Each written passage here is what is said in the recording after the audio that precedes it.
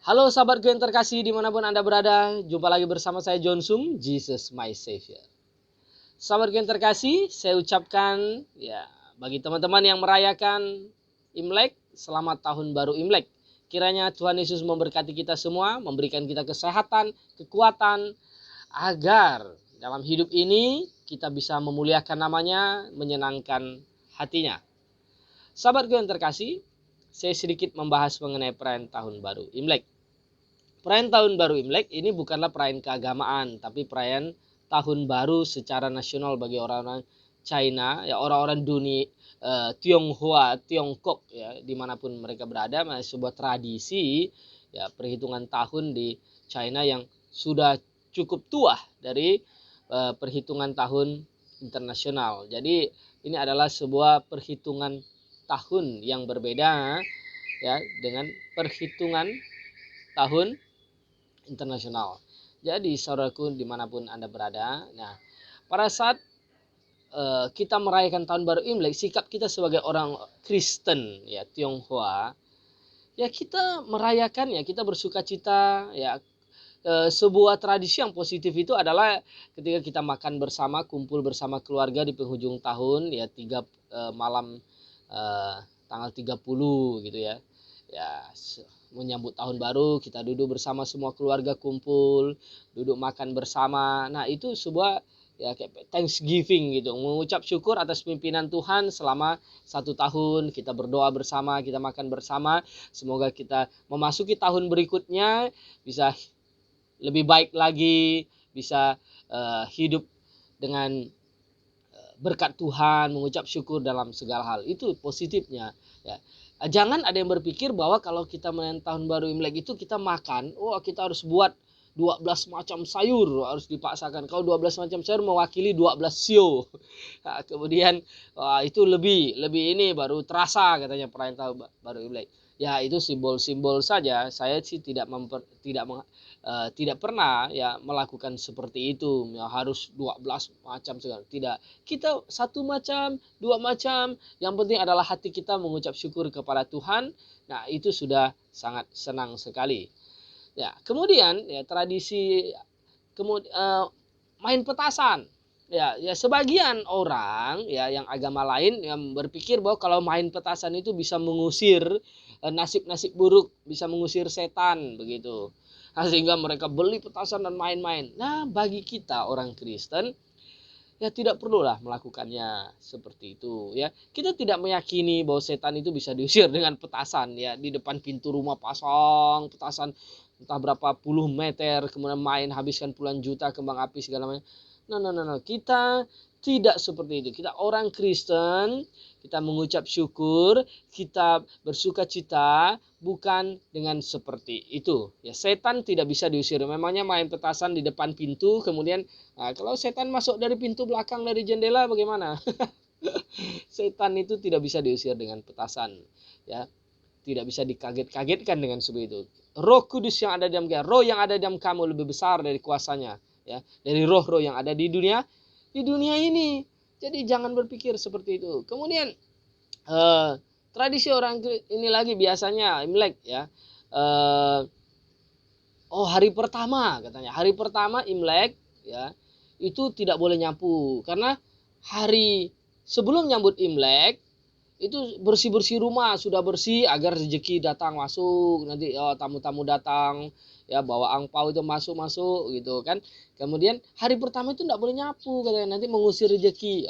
Tidak, kita tidak. Kalau kotor ya dibersihkan, ya kalau tidak kotor ya tidak usah nyapu, tidak usah bersih. Ya is okay. Jadi hidup itu simple sebagai orang Kristen. Rezeki itu tidak bisa diusir dengan seperti itu. Berkat Tuhan itu selalu mengalir kepada orang-orang yang percaya kepada, yang beriman kepadanya, tidak bisa diusir seperti itu ya. Ada juga di depan rumah pasang itu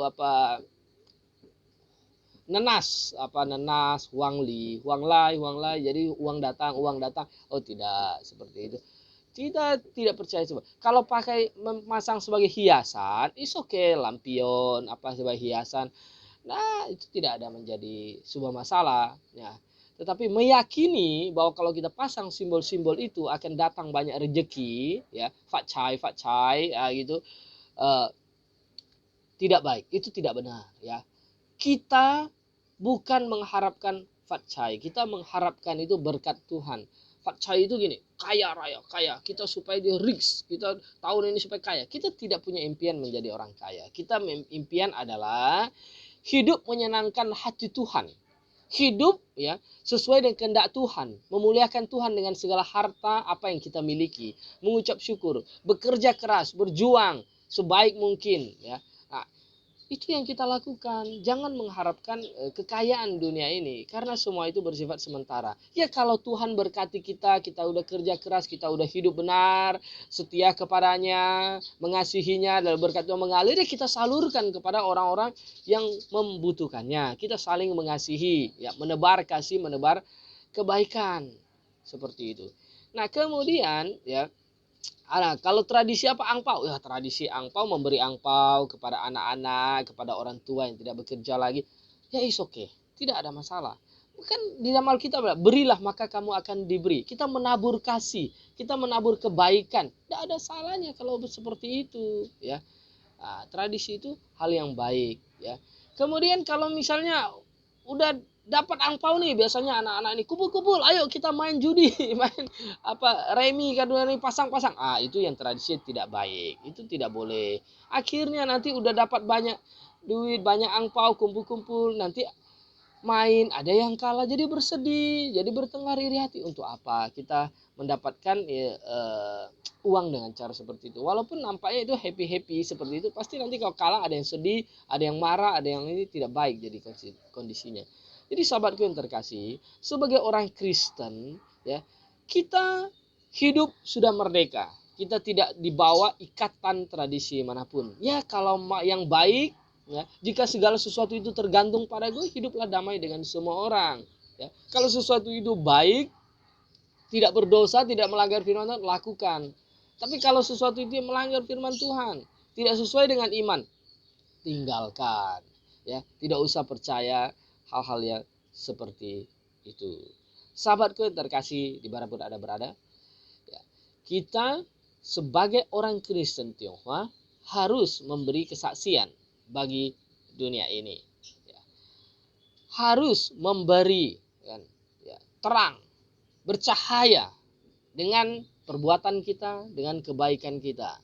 Bukan ya kita hidup di dalam, akhirnya hidup dalam tradisi yang salah, ya, yang mengikat kita segala macam, akhirnya hidup kita jadi terkungkung di bawah paham seperti itu. Seperti yang, oh tahun ini tahun apa? Tahun 2021 ini tahun kerbau katanya. Nah ini kan tahun kerbau, maka kalau yang beruntung itu, yang bisa sukses itu orang sio naga, sio kelinci katanya, ya.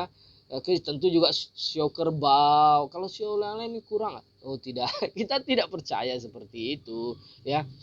Orang Kristen, anak Tuhan yang beriman kepadanya, pasti Tuhan sertai apapun kondisi hidupnya. Jadi sahabatku yang terkasih di dalam Tuhan, dimanapun Anda berada, ingat selalu dalam segala laku, tindakan dan perbuatan kita memuliakan Tuhan. Segala sesuatu yang kau perbuatlah untuk Tuhan. Bersama saya John Zoom, Jesus my Savior.